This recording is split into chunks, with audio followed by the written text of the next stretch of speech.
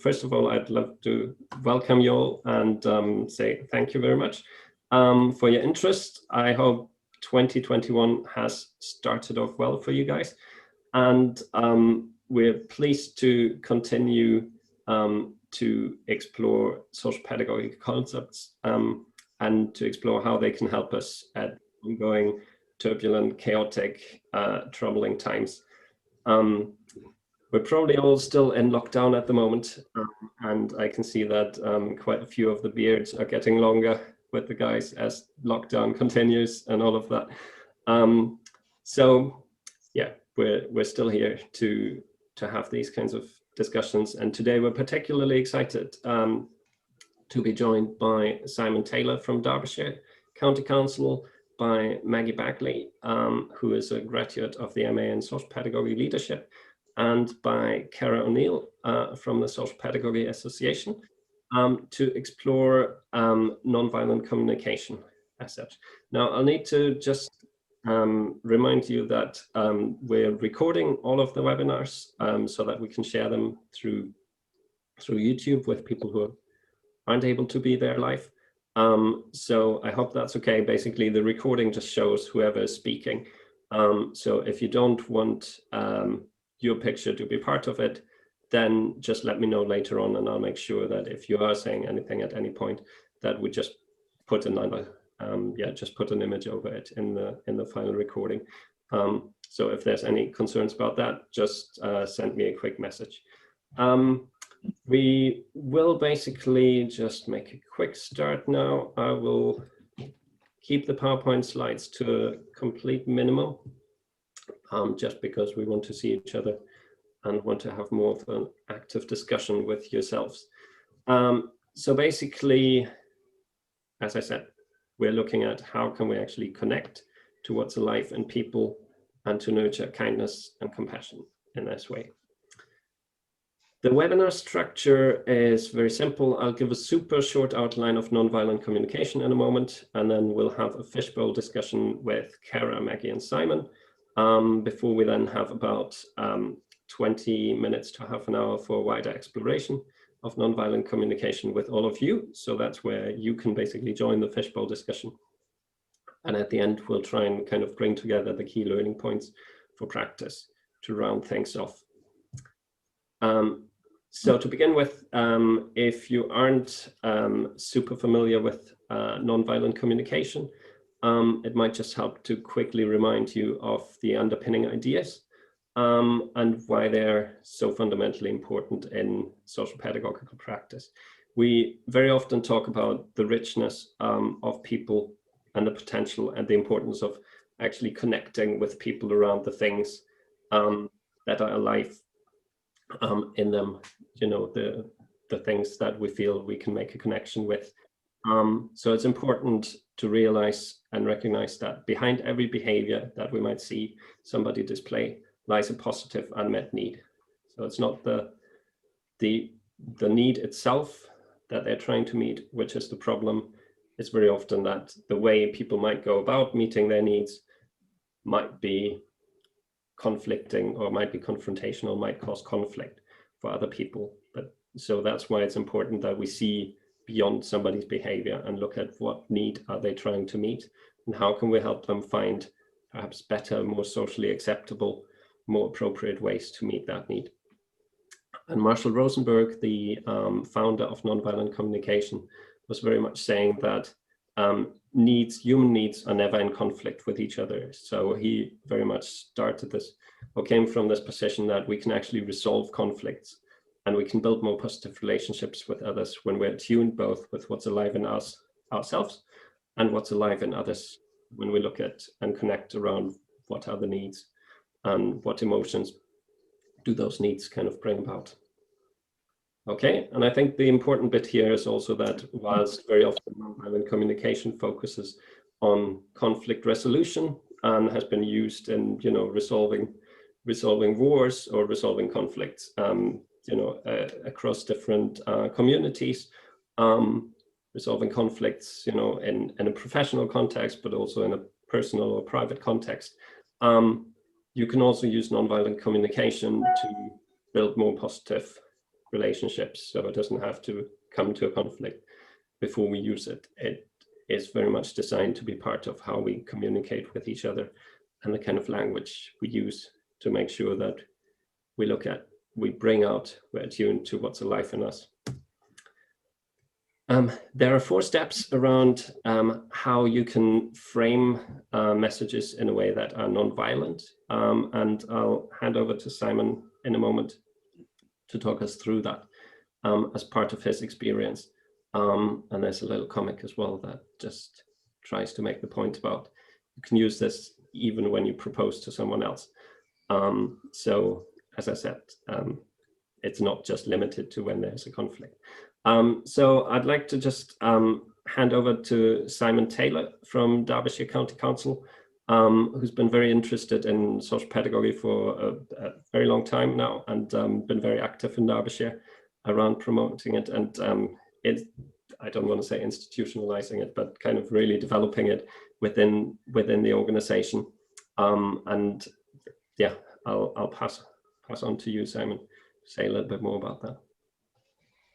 Super, thank you. Yeah, welcome everyone. Thanks for joining us. A really interesting conversation hopefully will fall from this. My own interest in nonviolent communication as part of our social pedagogy work within Derbyshire is really just a very starting point. We've been using a whole approach that recognises social pedagogy within residential, within fostering, and more broadly across children's services for getting on for 10 or so years now. But it's a work in progress. We're always challenging ourselves to be better at what we do. And I think in current times, how we express ourselves, how we talk to each other when we're not together in quite the same way has been a real challenge. My interest in nonviolent communication started around some principles set out just before going into the first lockdown around how we involved young people, particularly in residential settings, in our social pedagogy steering groups. These are groups of professionals that try and challenge service, try and challenge ourselves to work better using social pedagogy approaches, using social pedagogy practice. And we wanted to get the voice of young people in there, and we were going to set this out as a big sort of common third adventure, getting together, doing campfire stuff, doing events, doing challenges, doing all of these activities that would have brought people together, built that trust and started conversations. And of course, lockdown prevented that. So we've reinvented that a little bit, and how we hold this space in terms of a development, I think, needs to grow. And my hope is that learning nonviolent communication as we grow together, we'll be able to role model a better way of communicating and build some trust across those groups more quickly and more robustly than we would do if we just sort of tried this without some sort of framework for it. Within the context of nonviolent communication, it really comes to my attention because it's about identifying how behaviour and behaviours that people show impact on us, and what we do with that, how we are, in a sense, reflecting back honestly to them when those behaviours have an impact on us. And within Derbyshire, we use a lot of reflective practice within our services. And one tool that we've sort of embedded in that is the iceberg. People may be aware of that. Above the watermark in the iceberg, you identify behaviour, and below the watermark of the iceberg, you try and link that to feelings. And by doing that, that rehumanises the person that you're thinking about. It translates those behaviours into who that human being is. And it can help you identify how you go on and support that person. But for me, nonviolent communication takes that a lot further. So those observations within nonviolent communication, which is that first step, need to be very honest, and they need to be there without any judgment. The process, I guess, is trying to link those to feelings, which can be sometimes a very speculative, very bit of guesswork involved in terms of how you understand someone's feelings. But through that, and through that exploring of what the feelings will be, the human being returns to that conversation. And then we then try and identify where those things echo into needs. Marshall Rosenberg, sort of who kicked this sort of way of thinking off, very much identifies that we all share basic human needs together, be they the physiological needs, psychological needs that might be in a Maslow's triangle, but also there's things like just acknowledgement and that sense of being together in relationships as part of those needs. And if we can explore those and be honest about them together, that is a starting point for removing the need for conflict. because in a sense, if we're meeting everyone's needs, if we're finding a space where our needs are met together, everybody is motivated to do that because it's meeting their own needs, but everybody's also motivated through that relationship building. And as part of that story, you then have to try and think about how you request from others something that will meet your own and, in a sense, the mutual needs that have been identified. It sounds very simple, and these 4 steps, I think, are something that anyone can do. But I think what we are is stuck with languages that really reflect a different way of thinking. One that, in a sense, holds power, where power tells people what to do, when to do it, and when they've done it well. And in those situations, nonviolent communication is sort of lost amongst that sort of power base. Within a world where we're actually identifying and sort of speaking from the heart in terms of what our needs are and mutually agreeing how we're going to address those, it's a space that hopefully will grow a much more equitable power. And that's why I see it hopefully within our groups where we're introducing young people is a space where we can grow an equality of power within those groups where practitioners don't have power, young people don't sort of, in a sense, try and rile against that. But also as practitioners, we're not seeing young people as the only voice in the room. And what we're trying to do is form a mutual space together within that. One of the things that Marshall Rosenberg talks about as well within this, as well as trying to identify how we request and how we find something that meets mutual needs, it's also about how we celebrate when it works. And he reflects basically through these same structures that if we are going to show people that we are meeting each other's needs and we can celebrate that, rather than trying to praise someone or compliment someone, which is again from a position of power, you've done okay. Rather than doing that, what we try and do is express a sort of sincere gratitude. But how we do that again is again another set of vocabularies. But if we can observe what people do that fulfills us, identify how that affects our feelings, and express to them what needs were met, then we can come together and celebrate that. And through these 2 sides of the story, we are just about to start into this with our steering groups. And my hope is from the conversation that goes on today, we'll learn more in Derbyshire about how other people think about this and your thoughts in terms of how we challenge ourselves to get this right in terms of nonviolent communication. Thanks for the opportunity to speak. I'll move on to other colleagues because the other stories will unfold, I'm sure. Thank you. Thanks very much, Simon. That's really great to hear. Really heartening to hear that you're so committed to using this in Derbyshire. And I think, as you say, the fascinating thing about it is that it gives us such great opportunities to kind of really be more in tune with where everybody is coming from, what's important to everybody, and to value each other as human beings, and to kind of find ways to connect and show compassion.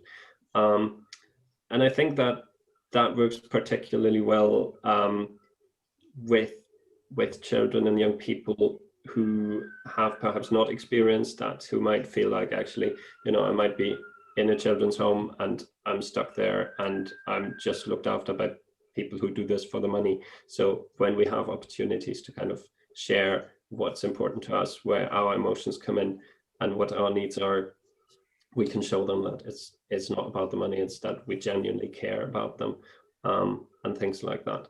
And we can frame things much more precisely, I think. So instead of ending up in a power struggle, to just give one example, when you might have a young person who comes home late and hasn't let you know that they would come home late, instead of just saying like, don't do this again or else, you can then kind of say, so when you come home late and I've not heard from you, I am really worried. I'm really concerned about your safety. I'm really worried about what might be happening to you. I have a need to just have a greater sense of clarity of what's happening to you, whether you're safe, because I have a need to know that you're safe because you're important to me, that kind of thing. And then to make that request of, next time, will you please just send me a quick text message or give me a quick phone call so that we can talk about this. So there is just that opportunity to just frame the conversation in a way that's much more constructive, much more about where we want to move towards, which is towards a better relationship, particularly when there's conflict or the potential that the relationship has been harmed. I think it's also really crucial to explore the potential of nonviolent communication when we work together as a team. And I'm interested in your perspective, Maggie, because you've dedicated quite a bit of time to researching this and to finding ways to use nonviolent communication in workplaces. Yeah, I did I started my journey with social pedagogy on the MA Social Pedagogy Leadership course at UCLan, where I first learned about nonviolent communication and found the real links between literature I was reading as well, from Aaron Dignan, Brené Brown, Amy Edmondson, Frederick Laloux. And there was lots of chatter about people don't leave jobs, they leave managers, or particularly bad managers, which made me think about the managers I've had in my life and the manager that I became. Because I think we've all had experience of supervision or meetings that were particularly uncomfortable. You know, perhaps you've gone home and reflected or cried or got really angry about it. And I think having a way to talk to people, to deliver messages in a way that doesn't hurt them but helps them to grow is really important in teams. And Rosenberg says that as leaders, parents, managers, we're conditioned to change people and make them behave. And I think we need to change that chatter around what being a leader or a manager is about. We're not there to make people change. We're there to help them develop the bits of their job that they're particularly good at, and perhaps that means leaving another little bit that they're not good at to somebody else. But I think nonviolent communication, more than anything, opens up our language. We have a very small vocabulary when it comes to talking to people about our needs and feelings, particularly at work, because we shut those down, don't we? We don't talk about love at work. That's just not professional anymore, is it? So learning more language about how we express our feelings to people we work with, I think is really key to this whole process. And there's loads of tools, I think, on the websites to download and use, so you can have it up in your office, and when you're struggling for a word, you know, you can look at the diagrams and pick something that fits really better than what you might have chosen before. I think supervision is particularly tense because there's usually only two of you, and it becomes their word against your word, and it makes you very vulnerable.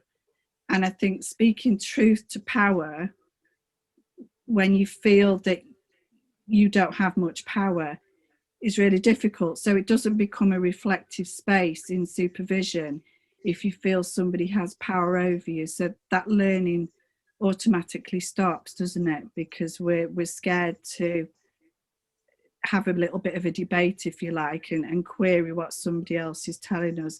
So I think there's loads of work you could do with this, with teams and supervision in particular. I think there's loads more to think about. And I just found it really fascinating, really interesting. I've used it a couple of times in my practice, probably really badly, but it makes people think about feelings as opposed to just ticking boxes on a check sheet, you know, the supervision pro forma. It's like, what are we doing here? Why do we come to work? And that dialogue opens up opportunities to build relationships better with people. You know, we don't come to work to do a bad job. And I think if we start from the standpoint everybody comes to work and does their best, that helps us to see them as a person rather than just another employee, if you like. So I think that's where I'd like to finish. There's loads to talk about, isn't there? Yeah, Absolutely, and I think you're making really good points there about sort of the need to, or the opportunity to use it in supervision or generally within teams to kind of address some of the power imbalance. We've noticed that ourselves within our organization when we've used nonviolent communication to explore some of the more tricky issues around, for instance, pay, how we pay ourselves, how much we pay ourselves and stuff like that, where it's very, very easy to then kind of get into situations where you feel like, oh, people might just think that I'm asking for more pay because I'm greedy, or to kind of introduce threats like, if you don't pay me better, then I'll just look for things somewhere else. So actually trying to really work out what is the underlying need there? What need am I trying to meet by asking for better pay? Is this about greater recognition, or is this about financial security or things like that? It's really, really important, and it enables a very different conversation to take place, one that isn't around blame of people. But yeah, it's a challenge, and it's very helpful, as you say, to have some of the kind of prompts that help frame this. So things like just knowing what possible needs might I have. One prompt that people always find really interesting is around those two metaphors of the animals, the jackal and the giraffe. The jackal kind of focuses very much on the violent, aggressive kind of communication, and is very much kind of trying to point fingers at you. This is what you did, and your fault, and stuff like that. This is when we're more likely to interrupt and to be indifferent about what other people might have to tell us. We're just there to kind of say our thing and get it off our chest, or to ask questions that are leading or that are closed, that don't leave any way out, that try to corner the other person. It's about attaching blame and focusing on who is to blame. And it's about making sort of general kind of comments like, you always do this, or you never do that. And it's about focusing very much on the past and on the person. So blaming the person and making the person the problem. Whereas in the other case with the giraffe is actually chosen because it's apparently the land animal with the greatest heart. And it's obviously got the advantage of height to see things from a bit more of a detached perspective, if you want, a bit more of an overview. The idea is to focus on the I, so talking as I have noticed, or I saw this and this, or from my perspective, this was going on, or stuff like that. It's about listening to understand rather than listening to respond. It's about being interested in what the other person has to say. It's about asking open questions that kind of broaden the conversation and give me more insight into what the other person experienced or what was going on for them. As Simon said earlier, it's about making a request or expressing a wish and framing it in that way so that it's not an order. It's not the kind of or else kind of thing that we often like to use. And it's about being very concrete, very specific about things. So not just generalizing, you always do this, but saying like, in this situation, I observed you doing this. It's about the focus on the present, because we're trying to change the present in order to create change for the future. So focusing on the past is in that respect also helpful. And it's looking at the problem as an issue rather than the problem kind of being a person. The problem is around an issue, if that makes sense. So very often that can be quite a helpful way to kind of think about, when are we being a jackal? When are we in that kind of mode? Because that's kind of very much cultivated by everything around us. That's how we're often brought up, not just necessarily by our parents, but just within our social cultural context. There's a lot of that going on. So trying to be a bit more giraffe can be a hard challenge. And having that kind of framework of, okay, where am I at and which mode am I at, can be really quite helpful in trying to resist the temptation or resist the kind of things we've been conditioned into in terms of our response. I think it's particularly interesting because we're living through a time where, first of all, very much, whilst our needs might not have changed during the pandemic, some of our needs might not have been met in the same way, or many of our needs have probably not been met in the same way as we were used to. You know, the need to be close to friends or things like that. So a lot of the ways that we normally go about meeting our needs have had to change as a result of the pandemic. And also we increasingly see more of the kind of stark social inequalities that we live through, more of the kind of violence that is starting to erupt. So trying to stay nonviolent in those times when we might feel really frustrated, really worried, really angry with what's happening can be an ever increasing challenge. So I'm curious to hear a bit more from Cara O'Neill about her reflections in that respect. So, hi. First, obviously, you can tell by the accent that I'm American, and that's going to become very pertinent in a bit. The gist of what I'm going to say is that when Gabe asked if I could come and fishbowl regarding nonviolent communication, my immediate response, which I will interrupt myself to say, usually my immediate response to Gabriel is, yes, I would love to. I love your work. I love what you're doing. This time it was, I don't think I'm a very good person for this right now. I'm very angry. So that absolutely falls into my nationality. I live in Germany. I am watching America on the news the same as the rest of the world, but I'm watching my own country, and I feel this consistent, this constant anger. My current work is academics, but my work immediately prior to that was in advocacy regarding foster care, primarily in the state of Arizona, which I don't know how many of you know this, but Arizona is really leading the charge on all kinds of things in the US right now. They are leading the charge on pandemic, on cases of sickness. They're leading the charge on people that they sent to the Capitol. They're just really hitting all of the top numbers on all of the wonderful news that you're seeing. A lot of it's coming out of this state that I left 4 years ago to come to academia, but when I was there, I focused a lot on advocacy, and that advocacy focused a lot on the policies surrounding foster care in the US.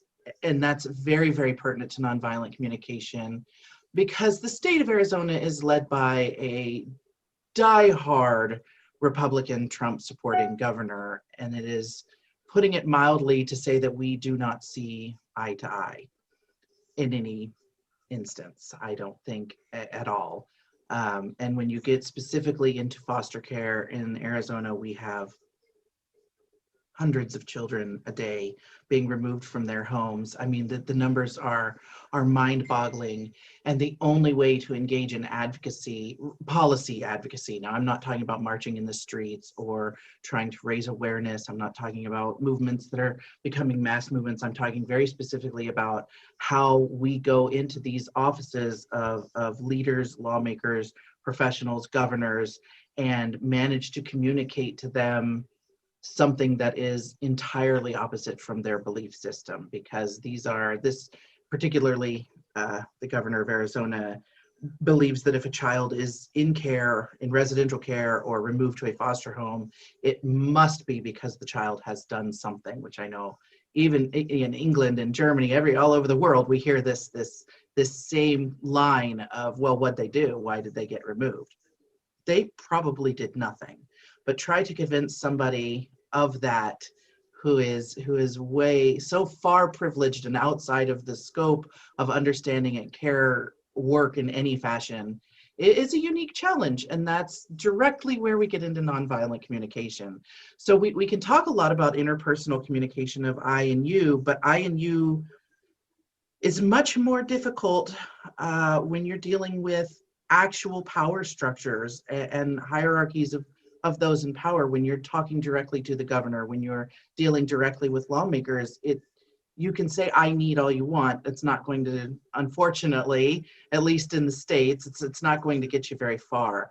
So these methods of nonviolent communication, the observing and the feeling and the requesting and your needs, these have to be enacted on a very grand scale.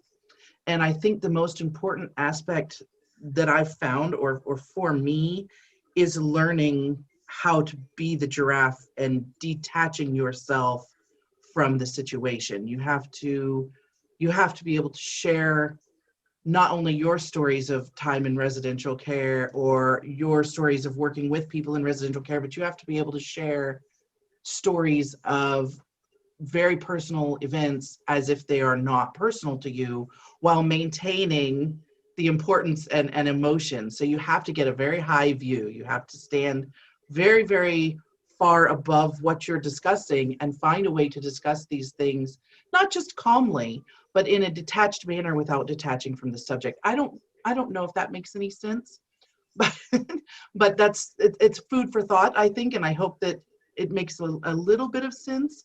So nonviolent communication is this method of not only sharing our needs, but understanding that when we share our needs, we need to be sharing them in a way that meets the needs of the person to whom we're sharing. So when I tell you, I need you, I don't know, to close the door to the office when I have a meeting, say for my 13-year-old, this is a constant, please close the door to the office. It's a request, but it's kind of a need. I really need her to close the door to the office because my headphones won't reach, I can't get there. When I say that, I need to be aware, does she have her arm full of items? Is there a reason that she can't meet these needs? What are her needs? Is the door to the office open because she's needing a little human connection right now and not really feeling that, and feels like if she can keep the door open, she's a little closer to mom? There are varieties. These same sorts of analyses of needs to go into when we're discussing power structures, because we need to remember that, you know, a politician or a policymaker, police, whatever power structure you're dealing with, there are needs there too. You know, the governor may have the power to change a policy, but he has political backing he has to meet. He has money coming from sources. And while we may want to disparage all of these things, we also have to acknowledge that these are things that are necessary for him to continue to do his job. So finding the balance of needs, I think, is maybe the most important aspect for me, at least in my work and advocacy of nonviolent communication. But it's very easy to forget that when you're angry. And it's very easy to see exactly how somebody is trampling on your needs or taking away things that you feel are important, and forget that they have needs as well. It's very easy when somebody is, oh, I don't know, refusing to wear a mask outside. It's very easy to be very angry at that, and I'm pretty consistently upset about it. But there is an aspect of what is this internally that's causing this behavior? Clearly, you know, I can argue wearing a mask is probably not that oppressive for these people, but the fact that this person is telling me they feel oppressed, that must be coming from a different root. There must be a need that's not being met, and it's necessary that we find that need, whether we like it or not, and work within that need. And I think that's a very socially, I think that in its heart is social pedagogy, right? We must dialogue and find the needs on both sides and kind of remove ourselves from this very insular self. But that's kind of my view of nonviolent communication. It's a little rambling. I'm sorry. I said I'm angry, and I find it difficult to articulate, but I think that's as close as we get today. Thanks very much, Kara. And I think there was a lot in there. And at the very least, you're making a very good point about we are not completely disengaged from this. You know, we will feel emotional. We will feel potentially threatened in our own needs and worried about how we make sure that we communicate them in a way that other people find it within them to help us meet those needs. So it's not it's not a neutral exercise that we're having to engage with. It's very messy, it's very complex, and it takes time to kind of really think that through, and it can change just so quickly, particularly during turbulent times when things are just, you know, looking good one moment and then looking very dire the next moment. So I completely get that, and I think that that openness is really important. About this is not an easy challenge for us that we can just do in our sleep. It takes a lot of hard work and effort to go into. Absolutely. So I'm really keen to hear from others of you about your experiences with nonviolent communication, or any kind of thoughts or reflections you've had on what we've explored so far. Any questions you might have. So feel free to just unmute yourselves and start chatting.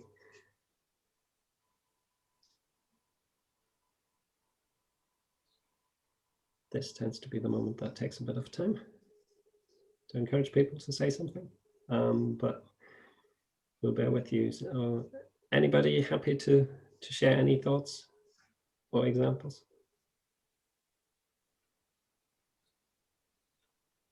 Mike, you asked about the Pointers websites that Maggie mentioned before.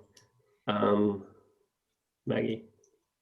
Yeah, there's, I'm trying to think of the website. So there's a Rachel Lamb. She's got lots on nonviolent communication. There's the nvc.com or whatever it is. I think if you just Google nonviolent communication, there's quite a bit comes up, and you'll be able to see things like, I don't know if you can see that, that's like a needs list. So it gives you lots of different words to use for different feelings and things like that. So there's loads out there. You just need to Google it, really. But I can maybe put something up about the websites. That'd be great, thanks. Just to add to that, whilst we're on the topic of more information, I suppose, I would recommend reading Nonviolent Communication, A Language of Life by Marshall Rosenberg. It's really well laid out. It's not over academic, but it is absolutely embedded in his development of this from, I mean, he started, I think, work with Carl Rogers in terms of psychotherapy, psychoanalysis with Carl Rogers, and it comes from that basis. It's another reason why I want to use it in Derbyshire, because it aligns with another thing that we use more broadly, which is a solution-focused approach called motivational interviewing, which is also a Carl Rogers based, and people will, I'm sure, have heard that because it's evidence-based and it's used across. But it sort of talks about the same sort of language, but I think nonviolent communication is something that embeds not just as a solution-focused approach, but embeds into life. And I think this is more like the sort of way we should communicate all the time. But it's well worth a read, and it is quite amusing. And it's quite amusing to watch Marshall Rosenberg talk online as well, because he does puppets, giraffes, and jackals, which is really quite amusing.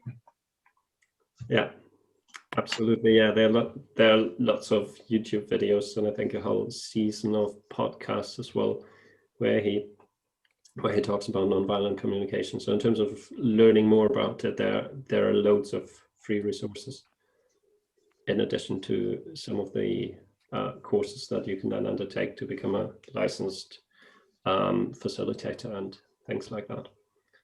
Yeah, cool. So what kind of resonates with people around this? Are any of you using nonviolent communication in your practice?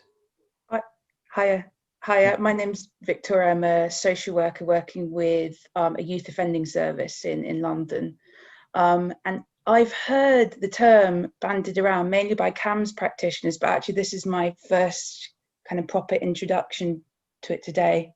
And I just wanted to say I'm really excited because it really resonates with, I guess, myself and a lot of colleagues maybe do some of this kind of intuitively.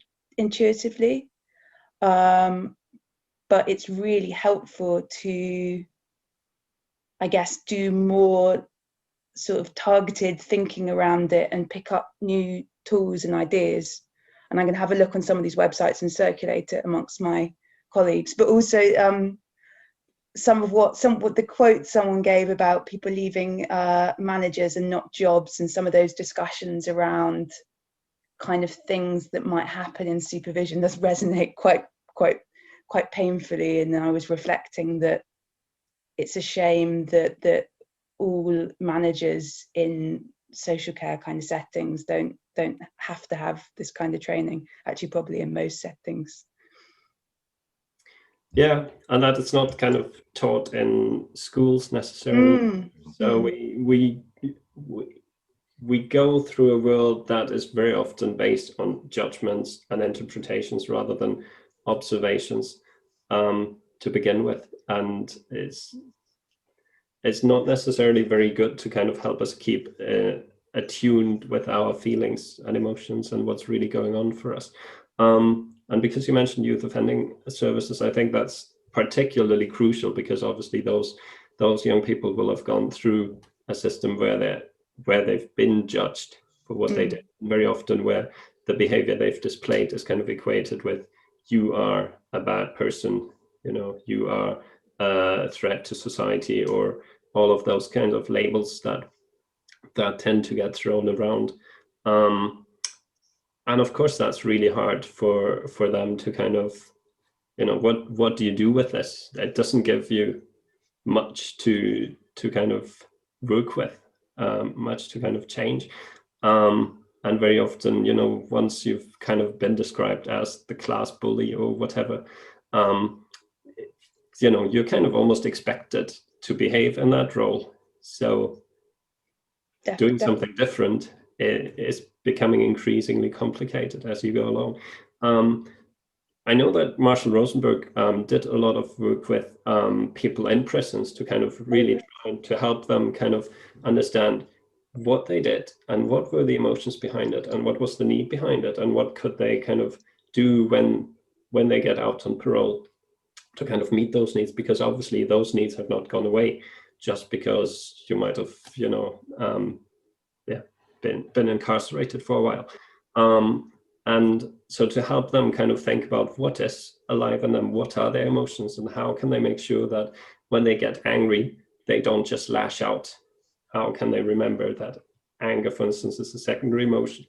So what's the emotion behind that? That might be sort of threatened, or it might be sort of feeling like, actually, I'm unable to look after my need for safety isn't met, for instance, or things like that. And to then look at, okay, so how could I make sure that I'm more aware of what is the actual emotion? So rather than just feeling angry, what's the actual emotion that is alive in me? What's the need that's connected to it? And how can I make sure that I meet that need, not by lashing out and then getting locked up again, but actually by doing something different, whatever that might be in that situation. So absolutely, it's a really fascinating area. It's interesting because we have to do this fill out this vast assessment document, and there's one teeny tiny section that asks what needs are potentially being met by this young person's offending, but it's very much like put 4 bullet points, and there's not really any drilling down behind that. And actually it would make a lot more sense if that was a bigger focus of the assessment.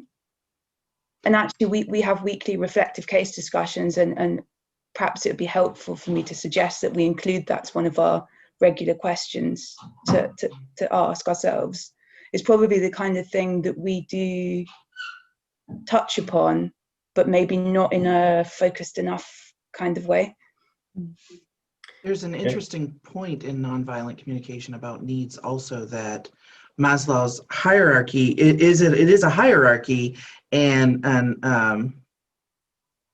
there's the theory within nonviolent communication is that needs are not necessarily hierarchical. Survival needs are hierarchical. Of course, we have to eat and drink, but emotional needs and needs for our essentially our lives are not necessarily hierarchical, and that is an area where we maybe are a little too focused on hierarchy of needs. We lose the importance of the need for, the need to be heard, which is massively empowering, or I off the top of my head, I couldn't throw any at you, but I think that you're spot on, Victoria, that, we need to be looking, and not necessarily just in your work, but in everywhere, what needs are being met should be a really major piece of any, I hate to say assessment, but I guess assessment of what we're doing, assessment of our work. But we need to be aware that there are also maybe needs that seem hierarchical are not necessarily, because how we produce our hierarchy of needs really depends on our past experiences. For me, I may rather be hungry for 3 or 4 days than feel unsafe at any given moment. You never know. So I think that's a really important aspect of nonviolent communication. Yeah, absolutely. I completely agree. That bit about needs are, equally important, and that we can't just say like my need trumps your need because mine is more urgent or more important. It's really important. And I think there's something about how we make sure that this focus on needs then kind of frames our educational response. So when we try to better understand what were the needs that weren't being met, or that were met by a behavior that landed a young person in trouble, then we also need to then think about, okay, so how can we help them learn better ways to meet that need? So for instance, one of the needs that will attract a lot of young people to gangs is the need for recognition, the need to belong, the need to feel safe, things like that. Now, youth gangs are not the only way they can meet that need, so it's our responsibility as a society and as professionals to find more socially acceptable ways for young people to have those needs met, because there's nothing wrong with those needs as such. But if the only way they know or they've learned how to meet them is by joining a youth gang, then that causes a lot of problems, not necessarily for them, but for lots of other people, and potentially further down the road for them as well. So does that make sense with people? I'm curious to know if there's any of you that are using nonviolent communication perhaps in a different practice setting, or if you're interested in kind of looking at other practice settings as well, so that we don't just talk about children, young people all the time. Well, Bertzog use it as part of their core principles, don't they? Every Bertzog employee, that provide care in the community and the nursing community in the Netherlands, part of their core training is around nonviolent communication. Everybody does it. So, and I believe other organisations such as Cornerstone in Scotland use it, Helen Sanderson's Wellbeing Team explore using it, and consider it a core training need really for people in their team. So I think it's used outside of children's services. Yeah, that's an important point to make. I think, Gabriel, I work with parents, and it was good to hear, I think it was Simon said earlier, that the child's or the young person's voice is not the only voice in the room. And so we work with child to parent violence and abuse. I guess, in that framework, we're working with non-violent communication as well. But I was thinking about other areas, and something that Cara said made me think about, using it in other areas as well, because part of my work or my personal life, I'm a trustee on a charity for young people. And I was thinking about just a letter that I wrote the other day and trying to be a bit more creative around that. And I guess, it was a fundraising letter because we were seeking funds for the charity. And I thought, okay, how can I start this off that will actually connect with, a group of trustees who hold the funds, if you like, who maybe, haven't experienced the kind of life of the young people that we're working with. And it just was a way forward, in that I wrote the letter beginning the first paragraph rather than, you know, I'm so and so from, you know, such and such a charity. I just began the letter by saying, I ask you to cast your minds back to when you were at high school, young and keen and with the world at your feet, feeling invincible. But for some, maybe troubled, self-conscious, confused, unsure, vulnerable, or even outcast from friends due to circumstances beyond your control. We've all come through different life paths, some journeys easier than others. Who was there for you?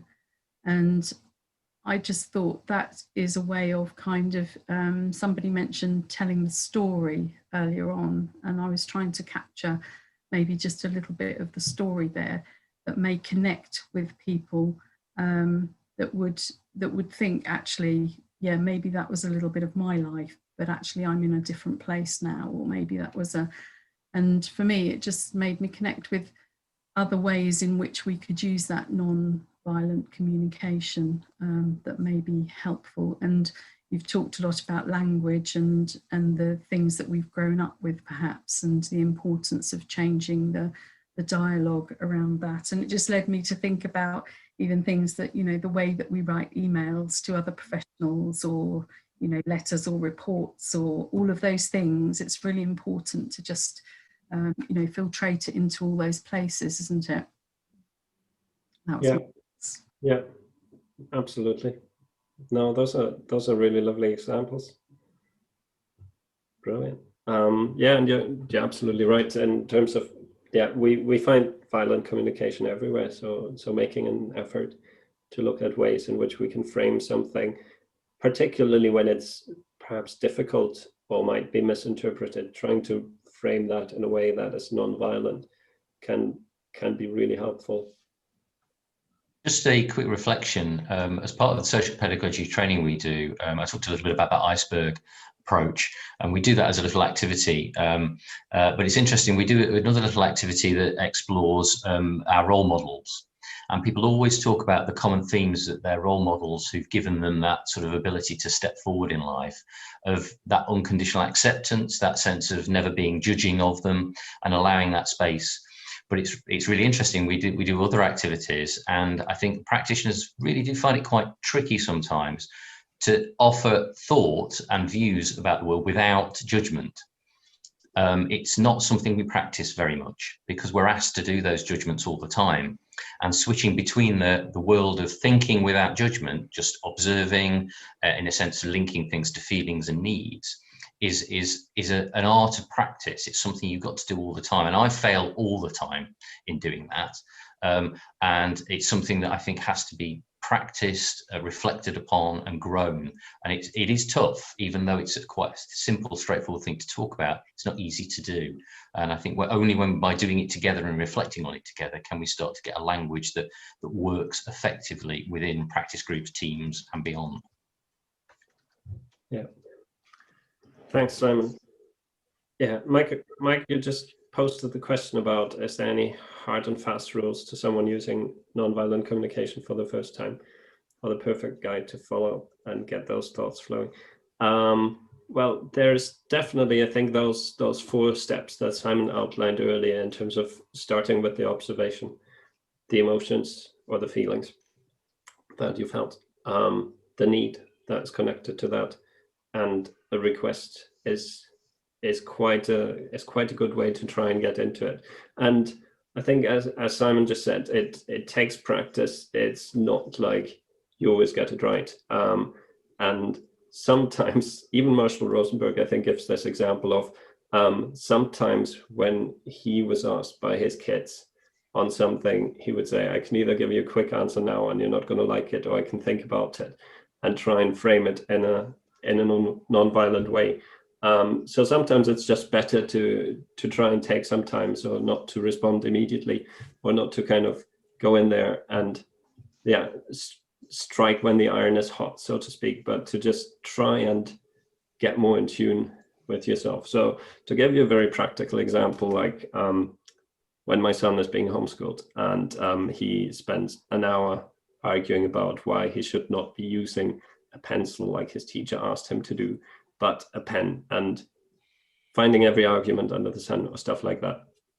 I can either just kind of use my power and, you know, slam my fist on the table and threaten him and, you know, bribe him and all of these things, or I can try and kind of get more in tune into, why is this important to me? What's going on for me? What emotions are connected to it? What emotions does it bring up? What are the needs?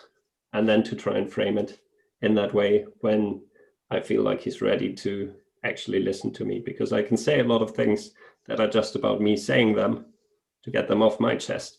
But if I try to say things to him so that he really understands and that he has a choice to make about respecting my needs, helping me meet my needs, and me helping him meet his needs, then I need to wait for the right moment when he's ready to hear it.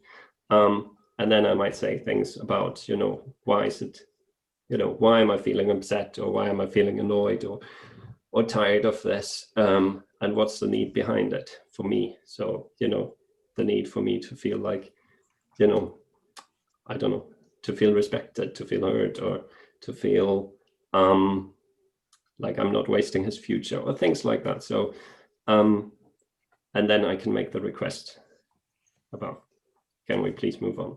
Can we just accept that we might not like the fact that your teacher asks you to write with pencil, but that's just her request. So let's just find it within us to meet that request. So it is really, it takes a lot of practice, and yeah, it's hard, because I think our natural response more often than not is to try and use our power, but more often than not to try and use our power against other people, rather than try and use our power to lift other people up. Just a thought. I mean, you can, and it's often done, to use nonviolent communication as a self-reflective tool. So if you are triggered yourself in terms of an emotional response, to identify that feeling, to observe what caused the feeling with no judgment, and to then think about what needs it connects to in you, to then think about how you respond. You may not have somebody to then request something from, but you become more, in a sense, you become more emotionally literate about the process of nonviolent communication through that self-reflection. It's tough though, it's very hard. I really struggle with that as a process, and have to think and dedicate quite a bit of time to get into my own thinking around that. So some of those cheat sheets on feelings and on needs, just rehearsing those words and understanding what the sort of spectrum of human experience around feelings and needs are, I think makes us better anyway, even if we're not employing it directly through nonviolent communication. Yeah, absolutely. Or even if you never get to say that one nonviolent sentence that you've prepared to say to someone, at some point, it's about the practice. It's about that literacy. So Rosenberg talks about, it's like learning a whole new language. And I think he's right in many respects, because we don't necessarily grow up learning that language to begin with.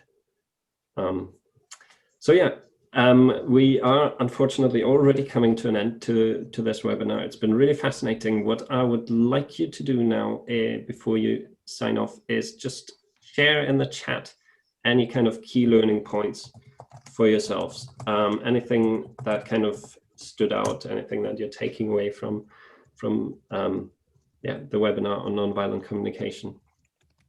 So just pop them in the chat. That will enable us to then kind of just gather all of this together. And one of the things we're planning to do over the coming weeks or months is to basically expand on this lovely visualization of the world of social pedagogy, which was done a couple of years ago as part of a project. So you should be able to see that on my profile picture.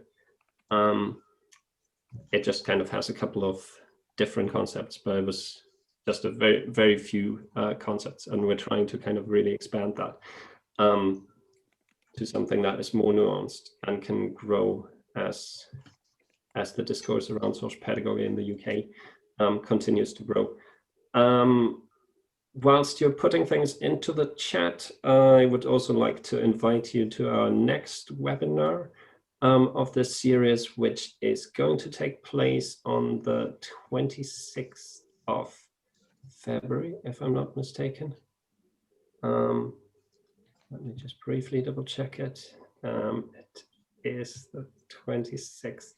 At 10 o'clock, again, we'll be talking about multiple intelligences, which is another really fascinating, really helpful, really practical concept to use in practice. So we'd be delighted to see you then. And we will then also continue with the webinar series in March, I think on the 23rd of March, with a webinar on recognition and what that theoretical insight around recognition can offer to us in our practice. So hopefully you'll be able to join us then. There's lots of other events coming up soon as well. So please, make sure you follow us on Twitter, or keep your eyes out on our website, and hopefully we'll see you again soon. Thanks ever so much for joining us. Have a wonderful week, and look forward to hearing from you about your journey as a giraffe.